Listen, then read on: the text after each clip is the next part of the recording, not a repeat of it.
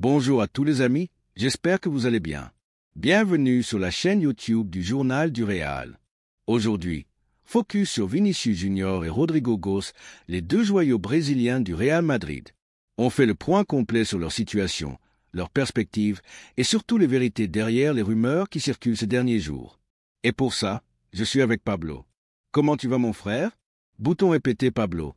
Très bien Tanguy, ravi de te retrouver. Effectivement, ça a énormément parlé autour de Vini et Rodrigo ces derniers jours. Une rumeur lancée par Mundo Deportivo, selon laquelle Vinicius aurait été mis en vente par le Real Madrid, a fait énormément de bruit. Une info complètement lunaire, on va le dire clairement. Et concernant Rodrigo, j'ai eu des infos assez fraîches depuis hier, donc on a mis à jour le dossier pour vous. Punaise, commençons par mettre les choses au clair. Cette rumeur de Mundo Deportivo, relayée aussi par Canal+ Afrique, est fausse. Et on vous le dit de source concordante, Vinicius Junior n'est pas à vendre. Le Real Madrid n'a jamais placé Vini sur le marché des transferts. Point final. Mémo par contre, il est vrai que les négociations pour sa prolongation sont au point mort. Ça fait plusieurs semaines que ça n'avance pas. Il y a un écart entre ce que demande son entourage, notamment en termes financiers, et ce que le club est prêt à offrir. Les planètes ne sont pas encore alignées, mais attention, les deux parties veulent trouver un accord. Sin avertissement là où c'est important de nuancer, c'est sur le discours récent de Vinicius. Il ne répète plus « Je veux rester toute ma vie à Madrid toutes les semaines comme avant ». Son dernier message, c'est plutôt « J'ai un contrat jusqu'en 2027, on a le temps ». Et côté Real, il y a aussi une condition. Le club veut que Vini retrouve son meilleur niveau, celui de 2023 à 2024, quand il a porté l'équipe jusqu'à Wembley. Tableau avec tendance descendante, donc oui, les négos sont gelés.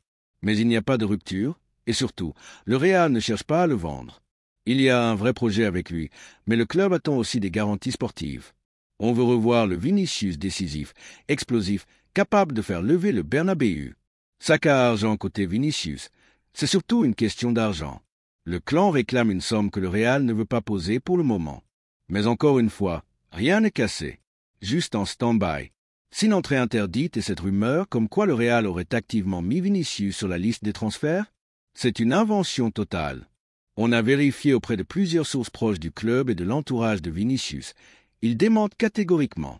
Bouton répété d'ailleurs, petit rappel important, ce n'est jamais le Real Madrid qui met ses joueurs sur le marché. Le Real n'impose rien. Quand un joueur veut partir, alors le club ouvre la porte. C'est très différent. Et dans le cas de Vinicius, le club ne veut pas s'en séparer. Saoudien, l'Arabie Saoudite avait tenté un gros coup l'été dernier avec un contrat d'1 milliard d'euros et même une offre potentielle à 300 millions pour le Real. Vini avait dit non. Et aujourd'hui, le contexte est totalement différent. L'Arabie est bien plus calme. Il n'y a aucune offensive concrète à l'heure où on vous parle. Coche épaisse blanche donc au 29 juillet, le plan est clair. Vinicius Junior doit rester au Real Madrid cette saison. Pas de conditionnel, pas d'interprétation floue. Il est prévu qu'il reste. Bien sûr, dans le football, on ne sait jamais ce qui peut se passer au 31 août si une offre venue de nulle part arrive. Mais à cet instant précis, le Real compte sur lui. Il fait partie intégrante du projet sportif. Et Vinicius, lui, veut continuer à briller à Madrid. Acte 2, le pari risqué du Real avec Vinicius. Alors oui, on est en juillet. Et si tu me permets une petite analyse perso, je pense que le Real Madrid joue une carte risquée en temporisant sur le dossier Vinicius Junior. Attendre encore et peut-être revenir à la table des négociations en février, mars ou avril 2026, c'est prendre le risque de donner la main aux joueurs. Car à ce moment-là, Vinicius pourra dire à José Ángel Sánchez ou Florentino Pérez « Mon contrat se termine dans 1 an. Je peux partir libre en 2027 ou alors vous me laissez filer à l'été 2026 pour une somme bien plus basse. » Bref, l'arroseur arrosé. Et de mon point de vue, le club aurait dû agir dès maintenant, faire les efforts nécessaires pour le prolonger rapidement, sans pour autant céder à toutes les exigences de son entourage. Qu'on soit clair, je ne dis pas qu'il faut valider tout ce que demande le clan brésilien. Mais il faut avancer. Alors, que faire? Un compromis? Tout simplement. Dans toute négociation sérieuse, personne n'obtient 100% de ce qu'il veut. Le Real Madrid pourrait lâcher un petit effort financier, même si, c'est vrai, Vinicius n'a pas sorti la saison de sa vie. Et en face, le club doit aussi poser un cadre clair. Moi, à leur place, je fixe une deadline. À partir du 5 août, si tu refuses toujours nos conditions, on te met sur le marché. Oui, ça peut paraître dur, Mais prolonger l'incertitude, c'est dangereux. Ce flou va polluer le vestiaire, le sportif, l'image du club. Et ça fait déjà 1 an que le feuilleton dure, depuis l'été 2024 et cette fameuse offre astronomique venue d'Arabie Saoudite. Depuis cet épisode, tout est plus tendu. Et le risque pour Madrid, c'est de devoir le vendre en 2026 à perte, bien loin des sommes qu'on pourrait espérer aujourd'hui. Ballon de football maintenant. Attention, si Vinicius joue le jeu, se ressente sur le terrain, fait ce qu'il faut pour retrouver son niveau, alors tout peut bien finir. Le Real pourrait finir par accéder à certaines demandes financières, sans faire de folie, sans bousculer l'écosystème du vestiaire. Parce qu'il faut le rappeler aussi, le Real ne cassera pas sa grille salariale pour un joueur, quel qu'il soit. Si un joueur n'est pas satisfait, la porte est ouverte, mais aux conditions du club. Cela dit, soyons honnêtes, un petit effort, une geste de confiance, ce serait peut-être aussi intelligent côté Real. Donc voilà, vous avez toutes les infos actualisées sur le dossier Vinicius Junior. Pas de dénouement immédiat. Le joueur devrait rester pour cette saison 2025 à 2026, mais pour la prolongation, il faudra repasser. Ce sera un feuilleton à suivre dans les mois à venir. Micro et maintenant, on ouvre le chapitre Rodrigo Gos, mon cher Pablo. Un cas différent, mais avec quelques points communs. Ce qu'on peut déjà dire sur Rodrigo, c'est que le joueur n'a... Tanguy. Allez, maintenant qu'on a décortiqué le dossier Vinicius, passons à un autre Brésilien, Rodrigo Gos. Et là, l'ambiance est différente, même si certains éléments se recoupent. D'abord, il faut être clair, Rodrigo n'a pas demandé à quitter le Real Madrid. Selon le journaliste Romain Molina et plus récemment Roger Picon, ancien de Relevo, le joueur aurait même exprimé son souhait de rester cet été. Alors attention, on ne sait pas s'il est allé frapper à la porte de José Ángel Sánchez en disant « je veux rester », noir sur blanc. Mais ce qu'on peut confirmer de notre côté, notamment grâce aux infos de Teddy, c'est que Rodrigo fait clairement comprendre à son entourage qu'il souhaite continuer l'aventure à Madrid. Et ça, c'est une donnée fiable. Malgré ça, le contexte autour de lui est un peu flou. Il traverse une période difficile, mentalement comme physiquement. Sa fin de saison a été compliquée, et l'arrivée de Franco Mastantuono, jeune pépite argentine, pourrait à terme représenter une concurrence directe sur le côté droit, même si ce n'est pas immédiat. Et puis on le sait, Rodrigo n'a jamais adoré jouer à droite, même s'il s'en est accommodé ces dernières saisons. Cercle blanc moyen et côté club alors, c'est là que ça devient intéressant. Le Real Madrid ne pousse pas Rodrigo dehors, il n'y aura aucun clash.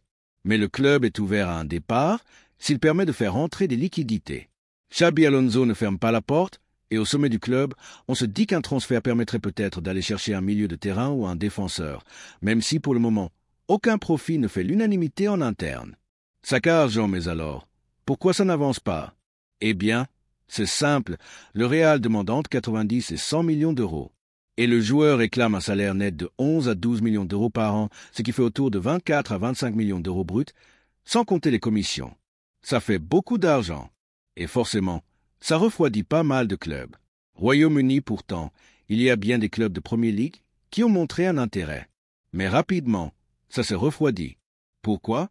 Parce que les clubs anglais, quand ils mettent 100 millions, c'est souvent pour acheter chez d'autres clubs anglais. Là, tu dois payer le Real 100 millions, verser 12 millions nets à Rodrigo, et en plus gérer les commissions et autres primes. Coup au but bref, soit tu paies le joueur, soit tu paies le club, mais difficile de faire les deux. Loup pointant vers la droite ces derniers jours, j'ai eu un écho très clair depuis Madrid. Tottenham a demandé l'autorisation de discuter avec Rodrigo.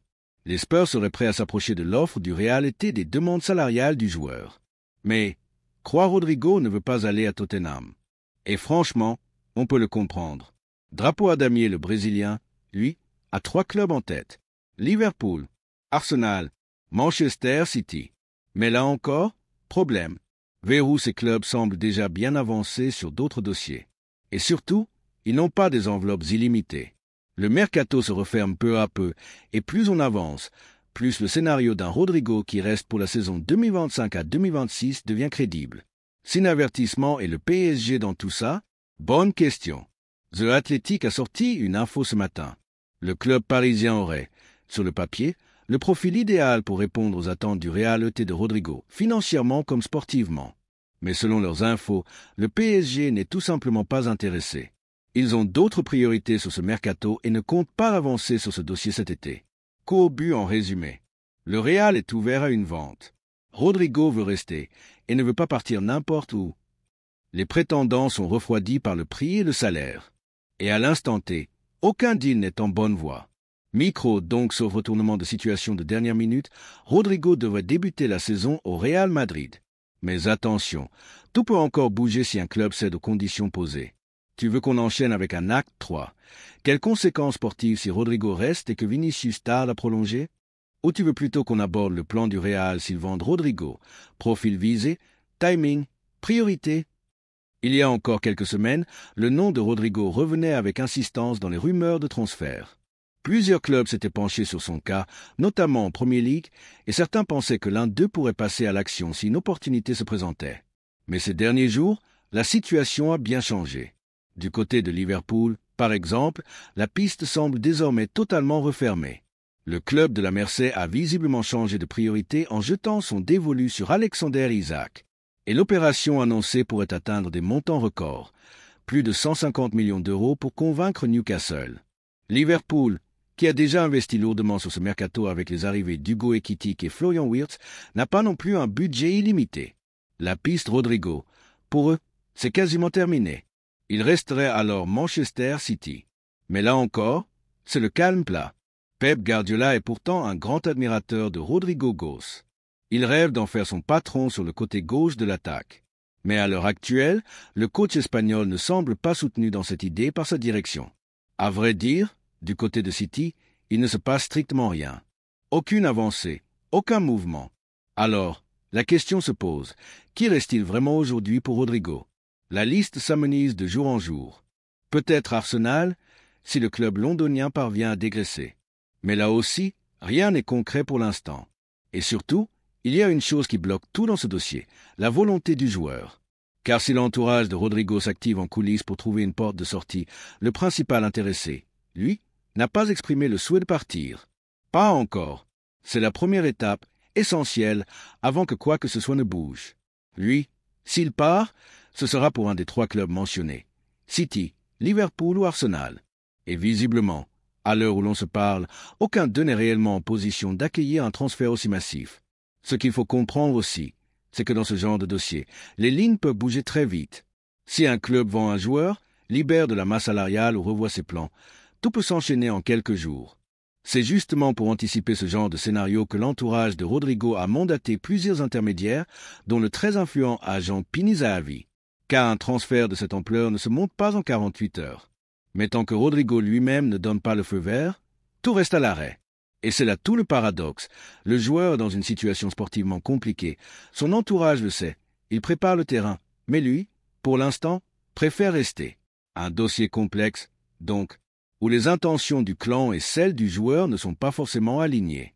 Un bras de fer tout en douceur, en attente. Mais si jamais une ouverture se présente, soyez sûr qu'ils seront prêts à appuyer sur l'accélérateur. Rodrigo, en tout cas, semble bien parti pour rester au Real Madrid cette saison. Son contrat court jusqu'en 2028, donc il n'y a pas vraiment d'urgence à ce niveau-là, ni de panique côté direction. En revanche, pour Vinicius, la situation contractuelle devient un peu plus sensible et méritera sans doute un traitement prioritaire dans les semaines à venir. Voilà, mon cher Pablo, je pense qu'on a fait le tour sur les cas Vinicius et Rodrigo. Bien sûr, s'il y a du nouveau, vous pouvez compter sur nous pour vous en parler ici même. D'ailleurs, à vous de jouer maintenant. Que pensez-vous de tout ça? Est-ce que Rodrigo a raison de vouloir rester à Madrid malgré l'arrivée de Mascherano et les moments difficiles qu'il a traversés dernièrement? Et Vinicius, est-ce qu'il doit être prolongé au plus vite selon vous? On vous lit dans les commentaires, comme toujours. Quant à nous, on se retrouve très bientôt sur la chaîne du Journal du Real. En attendant, prenez soin de vous et à la Madrid, les amis. À très vite.